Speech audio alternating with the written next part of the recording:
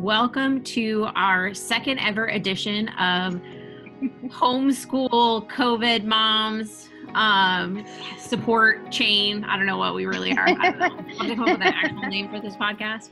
I'm here today. I am Tara Johnson. We have Pastor Grace with us. Hey. We have Esther, our homeschool mom veteran, who is here. And then we also have Jason, our producer, joining us. But you don't really see his picture, just see his name. Joining us today. Yes. And we are following along with the Governor of Washington's guidelines of social distancing, and we are recording this live from all of our homes. Yes. That's right. This is new. We are experiencing everything you guys are experiencing. We're just probably a little bit more used to it than others because we've been doing it a little bit longer. So, Pastor Grace, you want to give us kind of what we're going to talk about tonight, or today, I guess? Yeah. So today we thought we would touch the topics of what resources are out there for each subject that maybe you're exploring. I know there's materials that were sent home with kids that are from different schools, but maybe you're missing a subject or two. And so we want to touch base with you and give you opportunity to even explore different options. And there's so many things going on where people are they're putting their things out there for like a 30-day free trial, and they're amazing resources. So we're going to go through what resources are available to you and what would be good, because we've researched it. Well, and we also have some resources that we use kind of for longer term homeschooling, but that in a pinch, if you know, some of the resources that I'm thinking of off the top of my head, that if in a pinch, maybe you struggle in a particular area, like I really struggle with spelling. And so I really struggle with spelling. And I also struggle with accountability for my kids, because maybe we talked about last time about some of you guys who are balancing work with your homeschooling, like you're working from home and you're trying to keep your kids focused. So we have some resources that will also kind of help track some of that information for you, so you can see what your kids are actually doing, as opposed to, you know, yeah, mom, I completed all my work. And you're like, okay, I literally have no idea. So good for you. So who's starting? Yes. Well, I thought we could start with the topic of Bible or morning time. And so what do you guys do for your morning times? And then I'll share what I do. But Esther, do you want to start us off with that? What Bible resources are available that you like? And what is your morning time that could be throughout the day, but it's still morning time? Yes. What does that look like? Well, that's the funny thing, is I call it morning time, and it's usually not morning time because I have 3 teenagers. They like to sleep in. But because I coined the phrase, well, I didn't coin it. I actually learned it from another homeschool mom, but I use the phrase morning time. My kids, I'll say it's morning time and it's like afternoon, and they go, okay, everyone go. So I never thought of that before, but it's not really. So morning time, the first resource I would recommend in our morning time is basically we want connection with all my kids. I have an 18, 17, 15, 11, and 8, very wide range. And part of the problem of that, it's not a problem, but is we're all in different directions with curriculum and schooling. And so I use my morning time to create connection and bring them together. And so the main thing we do is Bible time during that time. And if the teenagers are really busy, after we're done with Bible time, I tell the teenagers, go do your stuff. And then the 11 and 8-year-olds still stay with me and do stuff.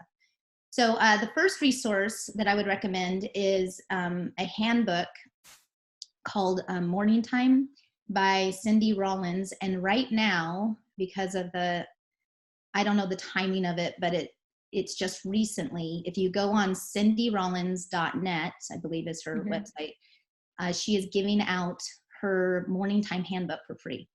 Oh, and that's so it's really awesome. It's a little book like this. It's just a little book. And it's, is that the actual book?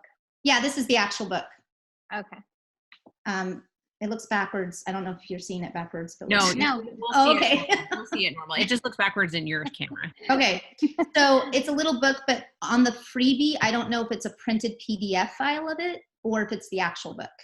I didn't look into it, but it's a resource I use all the time because Cindy Rollins had, I believe, 8 children, and she's a veteran homeschooler. I think she just graduated her last child from homeschooling, and they did morning time like the whole time. So she has a lot of wisdom and a lot of resources on how to do it and what to do it. And so when I first started morning time, she was my mentor through her book. So, but Bible. So what I do for Bible is I always, of course, read the Bible. So that's probably pretty obvious. I mean, it might not be, so I'm glad you clarified. And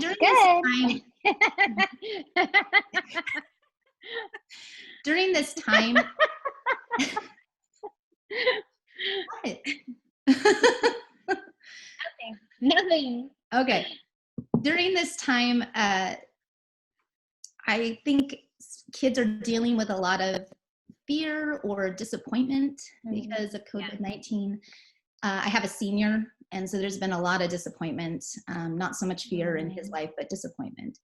And so one of the things I wanted to do was find resources that would just speak life, that would speak into our thinking on having, because, with Christ in our lives, we can have a different perspective as Christians. Right. And we have hope. And so one of the resources I've used just recently is Graham Cook. And he has a lot of YouTube videos, and he does this one conference that he did is called A Brilliant Mindset. And so they're like 10, 15-minute clips that he's done. Right. And I have the kids watch about 10 minutes of it. And it's really been inspiring for especially my teenagers on having a different, more godly perspective on our trials and tribulations. Like, it wasn't done specifically for COVID-19, but he's talking about in general trials that we go through and how they're an opportunity for God to move and to do an amazing thing. And then we talk about it, and we always pray together, because that's always good. When you feel like a loss for something, you pray. And then we usually at that time also do a read aloud together. That's just for fun. Another resource that I use is Window on the World. And it is, you can pray through the nations with your kids. And my favorite resource for praying over different nations is prayercast.com. And you go on prayercast.com, and they've done a video on every nation in the world, and they have someone from that individual country pray over their nation. And it's so cool because the kids actually get to see a little 7-minute video of what that country's like, and then get their actual prayer needs. And so I've used that too. Now, you mentioned read out loud. Last time you had mentioned a YouTube teaching on the importance of reading out loud to your kids, right? But you said that it was the wrong video. What was the right video? Can you correct that real quick? Yes, it was nurturing competent communicators. So if you're looking for the Andrew Pudewa teaching on that, it's nurturing competent communicators. And so we'll make sure that you get the correct one in the YouTube. That's link. really good. So, so Tara, what are your thoughts on your morning times? What do they look like? Our morning times are, I think I said last time, we spend that first hour from 8 to 9 in our morning. I try to make sure the kids are up and having a consistent schedule regardless. They're a little mad at me right now because we're on spring break. And I told them, I was like, that doesn't mean you don't get to have any sort of structure whatsoever. So that's I call it specifically Bible breakfast and ready time. And so for what we do in the mornings right now, which has been working really well, is for my 11-year-old and for my 13-year-old, we are doing the 2-year Bible reading plan that our church does. And so then we just read that scripture not together, but like privately, so that they are having their time with Jesus and I get my time with Jesus too. And do a little prayer. And then in the evening, we actually have been reconnecting and doing prayer specifically for our community and our country, our church family, and people we know that have needs. So we've just been spending a little bit of time each night. And that's a little bit more specific because of the COVID-19. We're trying to be a little bit more prayerful on purpose together. But normally I just have them do what we're all doing, just as a connection point. And I think it's been really cool for them to see different things happen in over different times. Like I know yesterday in our reading time, it was Romans 13 was right. our, It was good. which was really powerful and really spot on for the time, because they were kind of like uncertain with, oh, we're in like, what is, shelter in place mean and how do we do that? And like kind of we talked and we just said we're honoring our government leaders, and this is what scripture says about that we're honoring them. Yes. And we're doing what's right. And if our government leaders were to ask us not to do anything, that is against, they're not asking us to do anything that's against our beliefs, so we can comply. And in compliance, it opened up a good conversation for us to have about what that looks like, and how, when is the right time to have civil disobedience and when is the wrong time. I can be kind of an activist-y kind of person. So I know that's really shocking for some of you guys, but it's really good because we do try to spend, not a ton of time. We really don't make it a big amount of time. I know also my 18-year-old also follows the plan. She does it obviously a little bit different scheduling, just because she's working and has her own schedule that she keeps. And so I do know, and she journals about what she's reading. That's been something that we have done consistently for her, because she used to do this with us, but as her schedule shifted and changed, I don't know what that means. As her schedule shifted and changed, we had to kind of conform along with that. So one of the tools that I helped them do was also just to journal their prayers and journal what they're thinking and journal what God's saying through the scriptures they're reading. So regardless kind of where your kids are at, that's been something I've found that's really helpful, because it really helps them kind of think beyond just what they're reading, and especially my oldest can be kind of this way, is just sort of checking the boxes of all the things that she needs to do. So it really makes her take a step back and do a little bit more than just check the box of daily reading. It really makes her push through to that real personal relationship with Jesus, and how important that is to start your day that way. And I think that's so good, applying the scriptures to the now, what's current, what's going on in our society. And really showing them, look, this is what God says, and look what's happening in our society. How can we apply these scriptures? And it's really discipling our kids. I think that is, like you guys both said, it's really important to have prayer time with the kids during this time. And it's an opportune time because we're here with the kids, so we can apply that. And you can't use the excuse that I don't have time, because what else are we going to do? Right. So great. Well, and I think it helps solidify, I think right now too, what you hear this all the time of what becomes a habit, really is what becomes what you do. And I think this is a great time. Maybe you haven't established a habit of that in your life because everybody kind of goes their own which way in the morning or whatever. This is a great time to establish that habit, so that when we all come out of, shelter in place, that we have these really good connection points that you're going to want to crave. And I think that is some of the silver lining that's going to come out of this, is that you're going to crave those times with your children. And so you're going to make them higher on your priority list and really have those things already in place. And so when you go back to kind of life as it was before, or whatever that looks like moving forward, you'll have some of those tools. And so, Right. It takes, they say that it takes 7 days to establish a new habit in your life. So if you do this 7 days in a row, then most likely your family's going to walk in that and have a habit of getting up together, and, it's just going to come together. So I encourage everybody, please do that. Start it.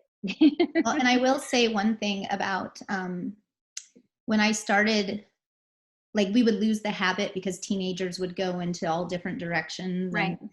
And then I do it for the little kids a lot, but then I never seem to see my teenagers. And this last year, I just felt a real priority to keep doing it. And the teenagers would protest a bit, but now it's just normal. They're like, oh yeah, this is cool. And they start enjoying it. So even if your kids are older and they might protest a little bit, just keep developing that habit, like what Grace is saying. And they end up actually, well, at least with mine, really loving it. Yeah. So, you guys want to talk about some resources? Yeah. So what should we talk about first? Like, what do you think? There's so many. So should we just kind of talk about one specifically, like start with math? What do you do for math? What are some good math options if your kids are struggling in that area? What could you do to help them out? Because this is a time really where your kids are going to show you their strengths and their weaknesses, and you're going to notice like, oh, this is a little gap that needs to be filled, you know. And so do you want to start with math, I guess? Would that be a good idea? Yeah. Okay, Tara, what you had some online resources for math. What do you that I thought were kind of cool? What was it? Yeah, so a couple of things that we do for math. So number one, it's a free app that you can get on your phone, and it is called Operation Math, and it's for your basic math facts. So it is multiplication, division, addition, subtraction. And the way the game is set up, you can, maybe you've got littles who are really just working on just addition and subtraction, or maybe they're just even young enough that they're just working on addition. You can select each one of those categories, and then you play a game, and like it's kind of a timed thing, and you're on a mission, and the way you unlock the doors is solving the math facts. And what I love about that is because regardless of the age of your kids, like my 13-year-old still needs to do her multiplication and her division. It's a skill that they're not going to ever really be without. And so regardless of really wherever your kids are, it's a great skill for them to have. So that's Operation Math. And then the way that we do our math, which Esther had introduced me to a long time ago, we actually use an online teaching curriculum called Teaching Textbooks. I was like, blinking. Yes, right. It is not the most rigorous math course ever. So for your higher level, kind of really high level math kids, it may not be where you want to put them. But if you have kids who are maybe not very faithful at doing their schoolwork, or you really want to make sure that they are getting those basics in, it does cost. It's $35 per subject. So like I have two kids, one in 5th grade math and one in pre-algebra. So we pay $70 for it. And I wouldn't maybe necessarily recommend that for you if you are just starting to homeschool and you're not going to do this long term. However, there are some of our schools that are talking about they may not go back to school this year. They may just wait until the fall. And maybe you really want to make sure that your kid has learned everything they can in that grade. It may be a great resource for you to get on there. It's probably not going to be the most rigorous, but you're going to be able to track. And so one of our rules for teaching textbooks is they can't go on to the next lesson until they have at least 80% or higher of a grade. So I go in and reset until they make sure that they get 80% or higher, so that I know that they've mastered that skill. The great thing about it is there are videos and an online textbook for them that will actually walk them through the lesson, so that maybe you don't feel comfortable teaching math and it's maybe not your strong suit, but it gives them that feeling of being semi in a classroom. The other thing about that is I can go in and check their progress. So then that way I can know, okay, they are really struggling with whatever skill this is. And then we can spend a little bit of extra time. And I know I will supplement with YouTube videos, or if it's a subject that I'm really strong in, I'll sit with them and I'll work through that subject with them. I know even with my, my older daughter who is in pre-algebra, even though it's not the most rigorous curriculum, I do know she is getting all of the, I don't know what you would call them, all of the, it's a comprehensive course. So she's not missing anything. It's just not as rigorous as maybe she would get in a, there's some different math programs out there. And so for me and for our family and for what we're doing, it's what it meets her skill set and what she's going to do. And so it's really helped us. Again, it's a little bit of a lower cost. I mean, there is some cost to it, but it's not astronomical. And so, and it's a one-time fee. It's not like a monthly fee. It's just $35 one time. So if you've got, you know, 1 or 2 kids that you're really like, I'm not really good at, you know, 8th grade math, but I want to make sure when they go into 9th grade that they've at least passed, then you can sign this up and you can skip through. So you could go through and say, hey, we've already done 3/4 of the year. I only need to do this much of the math course, and you'd get them through. So those are kind of my main, I know there's some other ones. Maybe I know Grace has spent a lot of time with Khan Academy.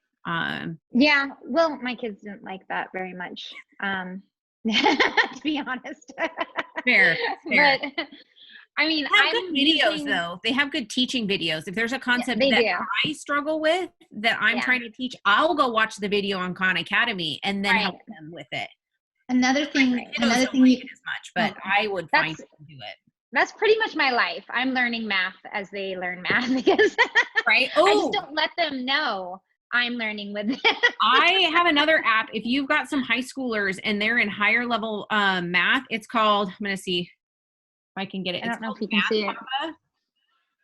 Oh, you can kind of see the title. Can you see it kind of in there? You can see the title. You just Math Papa. Yeah. Math Papa. So Math Papa, if you are a parent who's got some kids in, I would say, algebra or higher, and you're like, I have no idea how to help you, you can actually input the entire formula into that, and it will give you step-by-step instructions on how to do the problem. Oh my goodness. Wow. That's my life. I need that app. Okay. Yes. I did not know about this app. That. Right. And it's called, and it goes all the way through calculus. So when, oh, that's awesome. Yeah. My daughter, you're going to need that, especially because, right. And I've gone through calculus, but it's been a while. And I'm like, I mean, I know what they're asking, but how to do it? Probably not so much. So I would just pop in the equation in there, and then it would give you step-by-step instructions of how to do the problem. Amazing. Yeah. That's amazing. I love that. Yeah. Yeah. Math Papa. Yep. Okay. And does it cost something? I would also say, what Tara was talking about with the teaching textbooks. If you got teaching textbooks, you could actually have your kids just start taking the test to see where they're at. And if they pass the test, they don't have to do the lessons. Yep.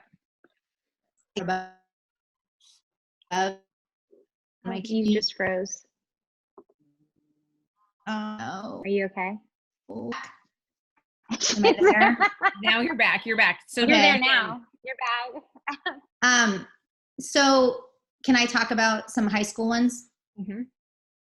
Yeah, that's what I was going to ask you next was what are some high school ones that you recommend that are some good resources? So for, I would say if you're Algebra 1 or up, Shormann Math is a good online math. It's more rigorous and advanced for those kids that are headed towards high SAT scores, things like that, if that's a priority. Yeah. How do you spell it? Yes. Shormann is Shormann, I believe. Okay. I'm going to write that down. Yeah. So Shormann Math, though, they don't start until Algebra 1. They don't start until Algebra 1. You know, this is also for me to learn because I got Clara going into Algebra 1 next year. I'm helping you out, even on Thank you. Thank you. And I do teaching textbooks for my junior right now because that's where he just needs to go at a little bit slower pace. And then he'll eventually go to the Shormann soon. But the other math that I would recommend that's it actually goes all the way up to calculus. It goes from littles, kindergarten, all the way to calculus. It's called, am I here? Yeah, you're here. You're good. Okay.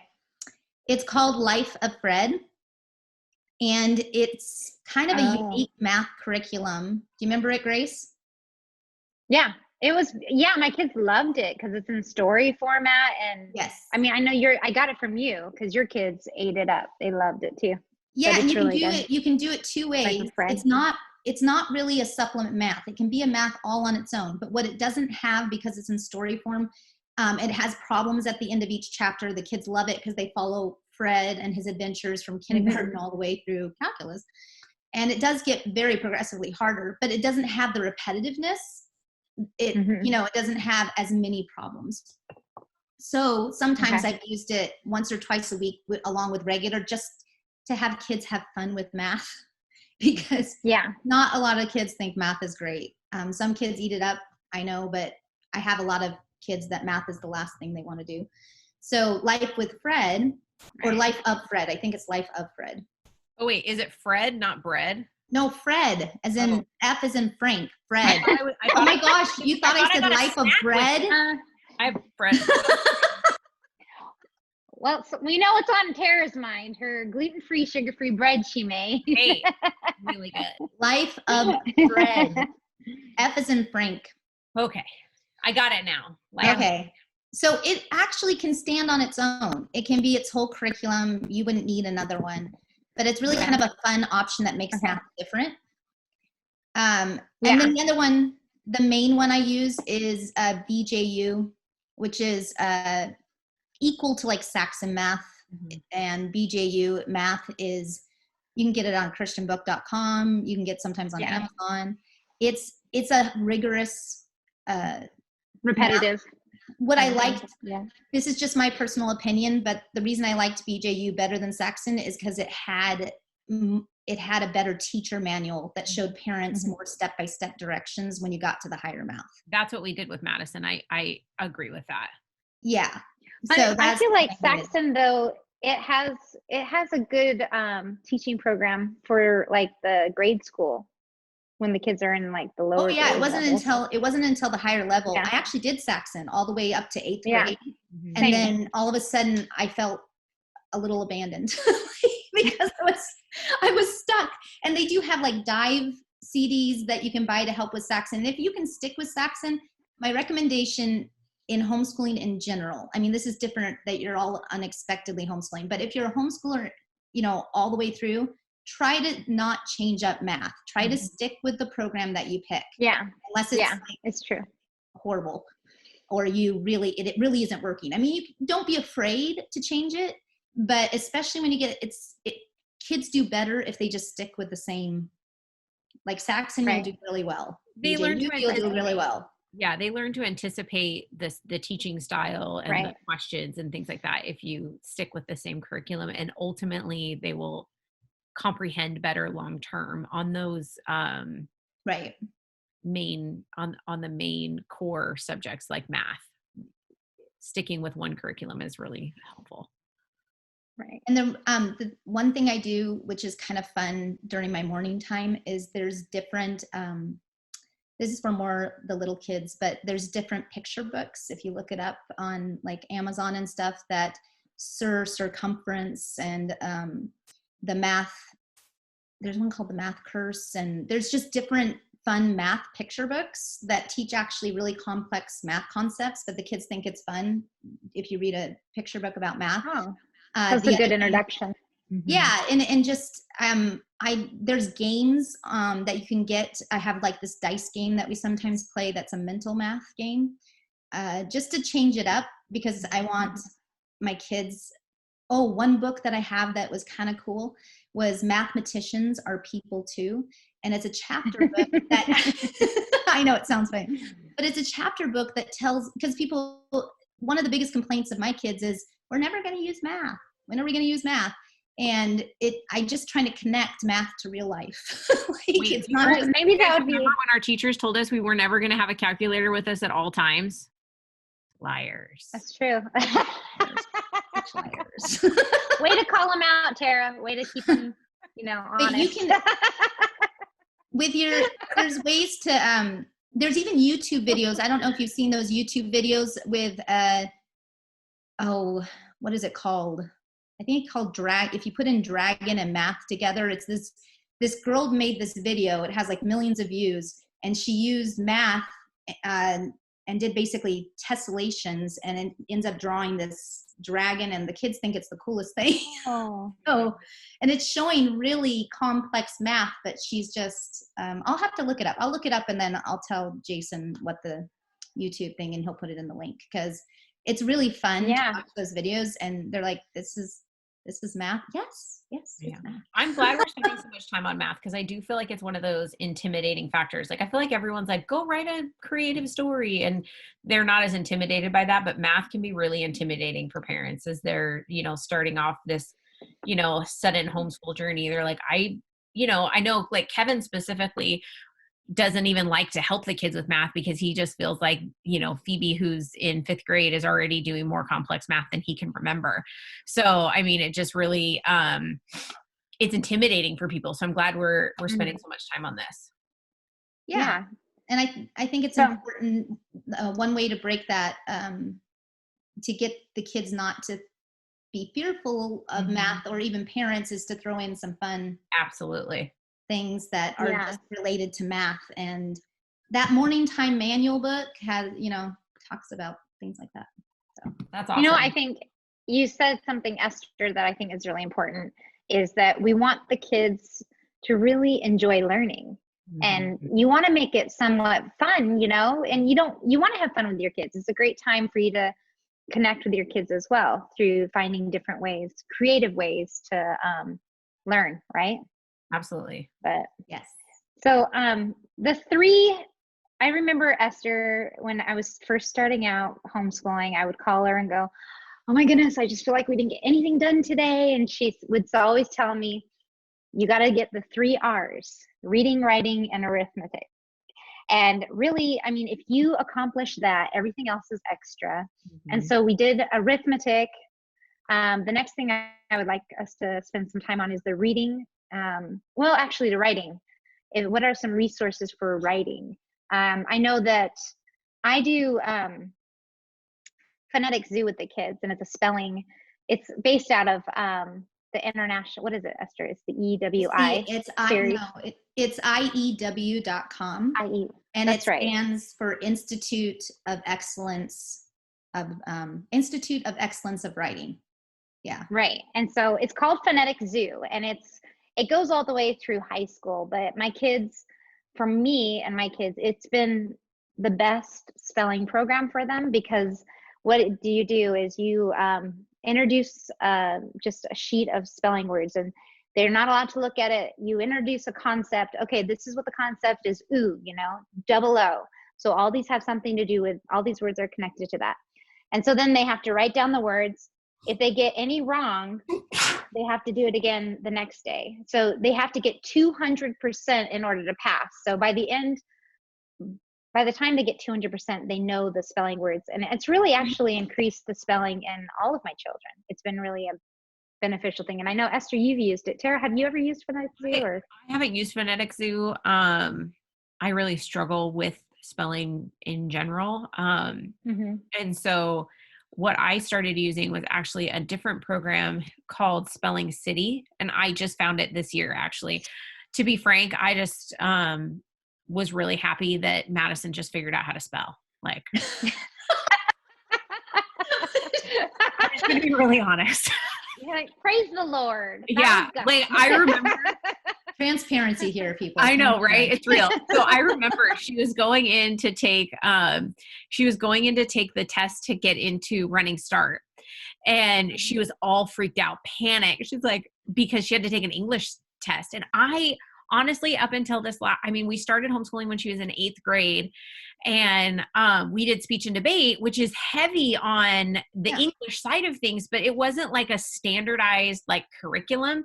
And so she was like, you didn't teach me anything about English. And she was all panicked and freaking out. And I was like, I'm so sorry. I'm like, you're going to do fine.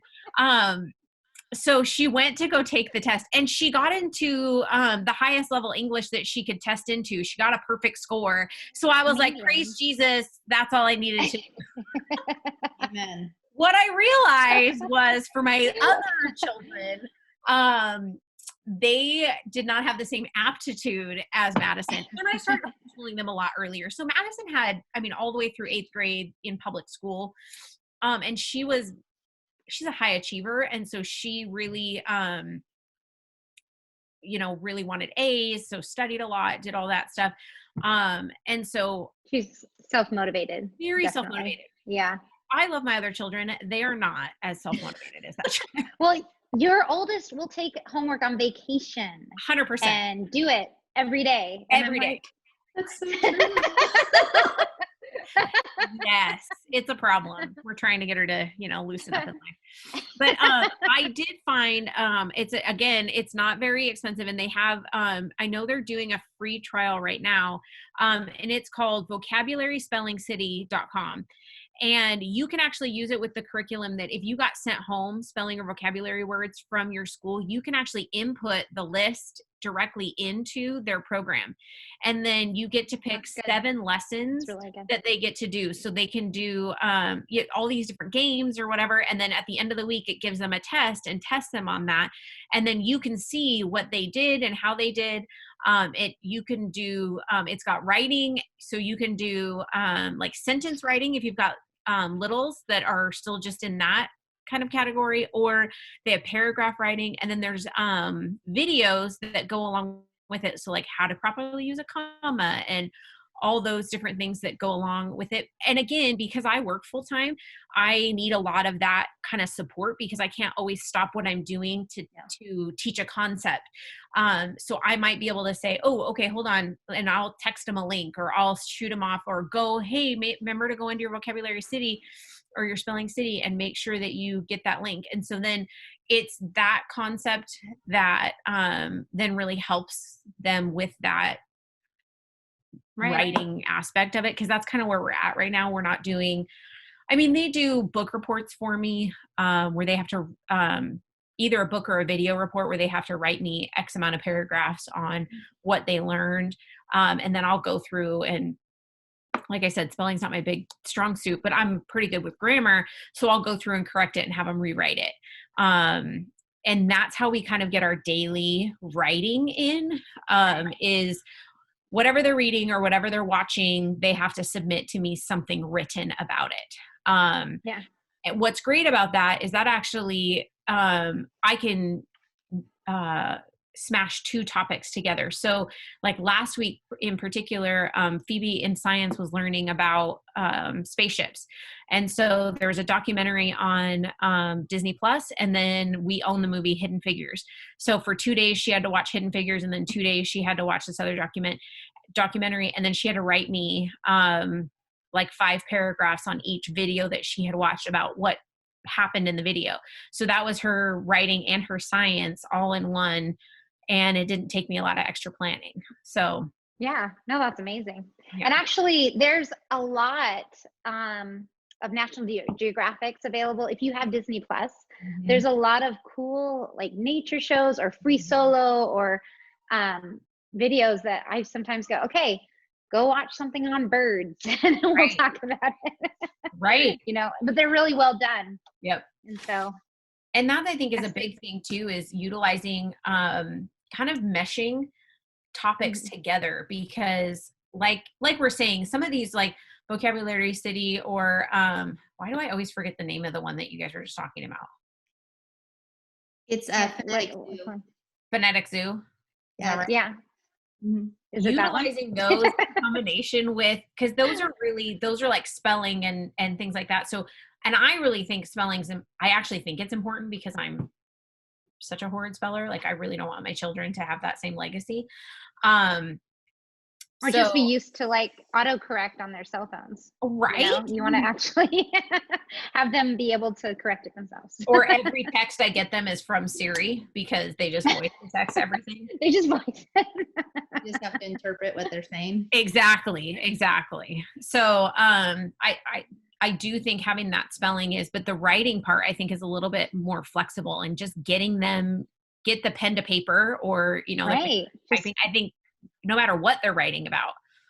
One of the best things you can do is use, and this is what Tara's actually talking about is using narration. Mm-hmm. So what I mean by that is whatever they're reading, it could be a history book, just like Tara was saying, or it could be a book that usually I pick a book that I've assigned that's part of, I want them to, or even Bible stories I'm reading. And even if I read it aloud to my kids, I will have them, okay, now tell me back what just happened, because what they're doing is they're getting that order of story sequence in their head so that they know how to write. And then there's written narrations, which is the same concept what Tara was talking about. And that is when they have, even my freshman in high school, I have her pick one of her history books, and she has to do twice a week a written narration of what she read. Mm-hmm. And the rest of the time I'll let her be verbal. And that's besides teaching her how to write research papers and things like that. But that is one of the best things they found, actually, when they've researched with our brains, that will create really great writers. Yep. So it's a simple thing that you all can do. You don't need a big curriculum for it. You just need notebook paper. Right. What's our motto? Don't sweat the small stuff, right? Yeah. Well, and then I want to give one little caution with that phonics zoo. Phonetic zoo? Oh, phonetic zoo, sorry. I can't even remember what it's called at all. So. They have a reading thing too from that same place. Don't be deceived by the title. It is actually quite advanced spelling. Mm-hmm. You can't really start till about 3rd or 4th grade with it. You'll want a more elementary curriculum, which they do have a reputation. Yeah, tell them what it was, because I used it with Addison, and it broke down story formats to where she was labeling like different things in the paragraphs and different segments, and I thought it was really I don't remember. What was it called? I'm trying to think. What was it called? Because I just used it last year. It was a totally different curriculum that it really matches up with Phonetic Zoo. So they actually sell it on their site. So if you go to IEW.com. Oh, it's all about spelling. Oh, all about spelling. And actually, I would recommend All About, if you have a littles and you're worried about their reading, All About Reading by that same company is a very good teach your kids how to read program. Yeah. I want to mention too, IEW right now, because of COVID-19, is giving 3 weeks free of their online writing curriculum, regardless of your kid's age. So they have it, you just pick what age you want, and they have all these resources, including poetry. And they're giving, it's basically 3 weeks of instruction for free. It's IEW.com, Institute for Excellent Writing. Yes. What it is, but it's IEW, like the letter I, the letter E, the letter W.com. Yes. Yeah. Yes, that is, and they just, as soon as you go to their site, you'll see a little box and it says 3 weeks of free curriculum, learn more. And you click on that and you'll see what they're offering. Yep. And it's a great way, even the reason I like IEW to teach writing, a lot of my kids have done really well, because instead of just giving them, like some kids, my niece, Gracie's oldest, is a born writer. Give her a prompt, she can write forever. Yep. But my kids, don't like, well, yeah, some of them wouldn't touch writing with a 10-foot pole. So I had to teach them, I had to give them a starting place. And IEW does a really good job of teaching structure. Mm-hmm. And it's not as intimidating to a reluctant writer. So if you have a kid who's a reluctant writer that doesn't just naturally want to write everything, it's a really great choice, because it encourages them the process of writing, and then they can add the creativity later once they understand the process. Right. It's a very parent friendly too. Yeah. And the other thing too, I was going to just say, for those of you who are at home and you're just sort of winging things, and maybe you didn't get a lot of curriculum and you don't have a lot of extra money for writing prompts, Pinterest actually has some great lists. I used those a lot when I first started homeschooling Madison. That just like Esther was saying, Maddie will write, so she will do a lot more. And actually Clara will write too. Phoebe, not so much. So that's why we are a little bit more structured with her. But just getting a list, a writing prompt, and giving them, write about the sky. Tell me, your favorite holiday or whatever, but if you go on a Pinterest and just type writing prompts for 3rd grade or writing prompts for, high school, it'll come up with a whole list that then you can pull from. And don't be afraid to kind of just make some of that up as you're going through this, because, really everybody's in this together. And a lot of the stuff that you're doing, you're just really doing to keep your kids consistent, and consistency is what they need right now. The biggest thing they need in their lives is their whole world has been turned upside down. They're cut off from their friends, they're cut off from their schools, they're cut off from everything that they consider normal. And so whatever consistency that you can create at home is key, but don't sweat it. Don't be so militant about it that it takes all the fun away. Because really at the end of the day, like Esther and Grace have both said, that really you want to create lifelong learners. And if they don't learn anything else in the whole time that they're at home with you, if they just learn how to be a lifelong learner, that's the most important skill that you can give them. They're not going for a grade. They're not going for, the highest test score they can get. They're really just, how do they learn? How do they find the answer? How do they express themselves? How do they express an idea? How do they express what they have learned? How do they get what's inside of them out? And if that's if that's the only thing you teach them here in the next few weeks or the next few months, depending on how this goes, I think that's the most valuable lesson you can take away from this, because you're really going to create somebody who's going to go into the world successful and who's going to be able to problem solve like nobody else. What else is that? So, how much time? I know what I was thinking. Jason could also cut this into different segments and release them differently at different times. He didn't cut this out, what I'm saying.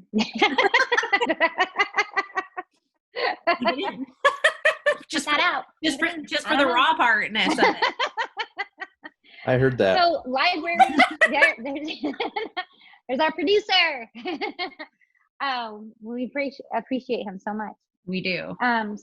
You can use this, Jason, for when you and Anna have kids. Amen. Amen. So libraries are shut down, and my kids, we would go to the library like once a week. I know in schools you have library access, and kids, they use that a lot.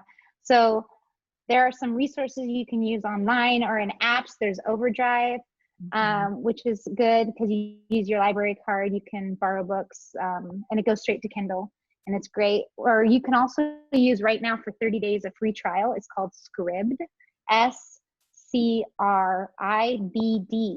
and they have a plethora of audios and books, like more than you can imagine. If you look it up, it's probably there.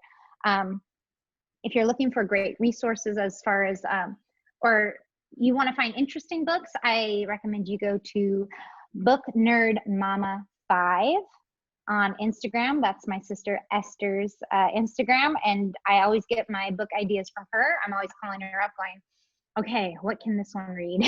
What age is this? So she has fantastic ideas. She also has book reviews that her kids have done. And so you can get an idea of what this book's about and why they liked it. And Esther, do you want to talk more about any book ideas? Yeah. So, yeah, if you go on my Instagram, like Grace said, it's booknerdmama5.com. Or no, would it be that? Yeah. No, it's booknerdmama5. Not .com. Yeah. Okay. No. You can tell how great I'm at tech.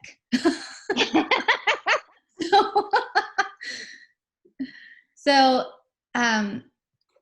just recently, because of COVID-19, and I know there's some unexpected homeschooling going on, I decided every day for the next, 10 days, 12 days, on my Instagram, I'm recommending a favorite book series that my kids and I have read aloud together every day. So I figured when you looked at the Instagram on my account and you see those 12 boxes, then you'd have like at least 12 choices with reviews in them. But there's all kinds of amazing books. The number one website I would recommend going to for all your ages of kids is readaloudrevival.com. She is, and there's Instagram. That's me.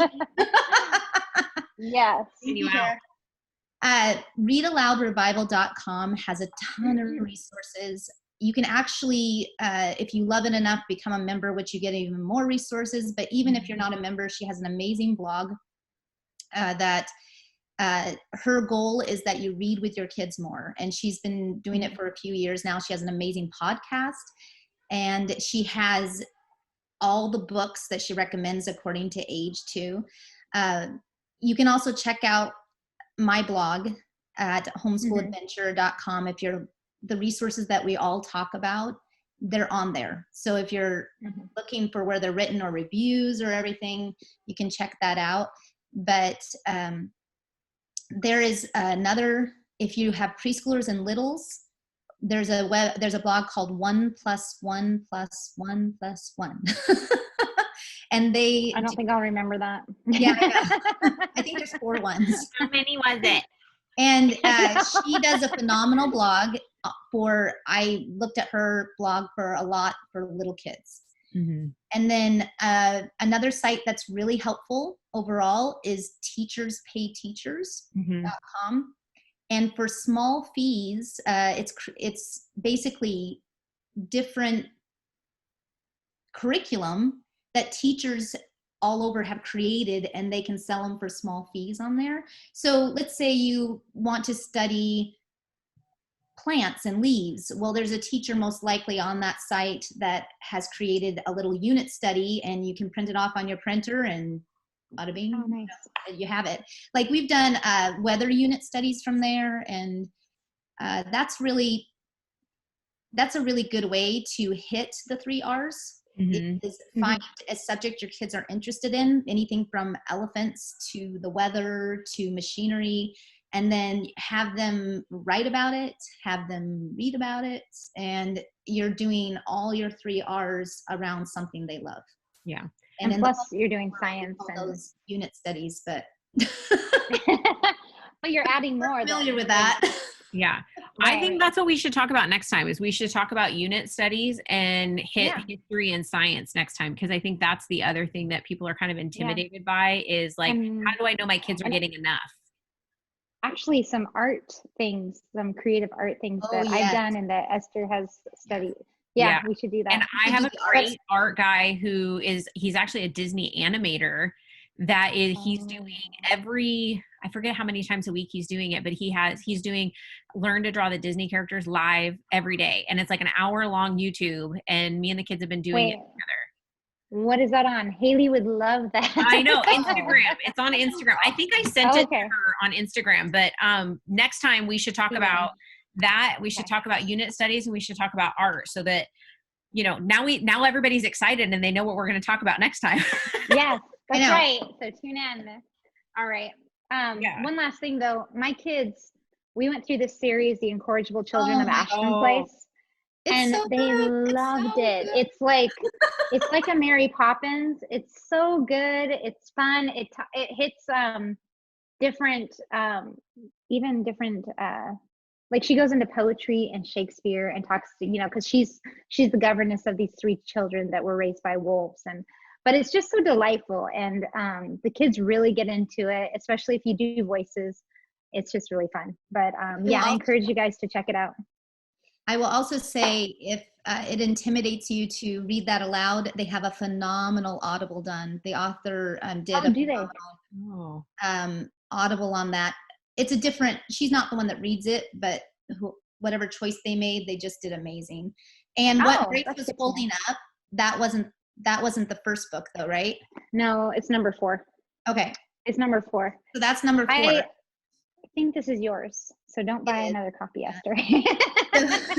You can actually go on my Instagram and see what number 1 is. But you also can look on Mary Rose. Is it Mary Rose Wood? Right? Yes. Mary Rose Wood. Mary Rose Wood. It's a phenomenal series. It's really fun.